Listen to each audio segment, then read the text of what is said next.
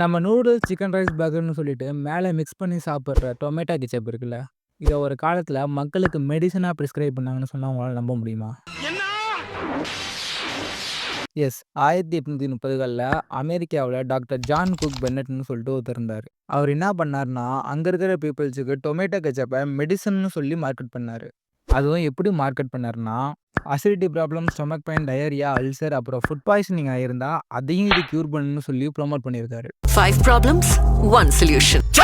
அதையும் நம்பி வாங்கி யூஸ் பண்ணிட்டு இருந்திருக்காங்க. அதுக்கப்புறமா 1850கள்ல செய்யப்பட்ட பல ரிசர்ச்ல கிடைச்ச ரிசல்ட்ஸ் மூலமா, டாக்டர் ஜான் குக் பென்னட் தரப்புல இருந்து சொல்லப்பட்ட கூற்றுகள் அனைத்துமே எந்த அறிவியல் ஆதாரங்களும் இல்லாததுனால தவறுன்னு சொல்லிட்டு நிரூபிக்கப்படுது. இந்த மாரி ஒரு இன்சிடென்ட் நடந்ததாலயோ என்னமோ தெரியல, 1800களுக்கு அப்புறம் டொமேட்டோ கெட்சப்போட பயன்பாடு வேர்ல்டு வைடா அதிகமாயிருச்சு. உங்களுக்கு டொமேட்டோ கெட்சப் பிடிக்குமா? பிடிக்காதான்னு கமெண்ட்ல சொல்லிட்டு போங்க. இந்த மாரி இன்ட்ரஸ்டிங்கான விஷயத்த அடிக்கடி தெரிஞ்சுக்கணும்னா என்ன ஃபாலோ பண்ணிக்கோங்க.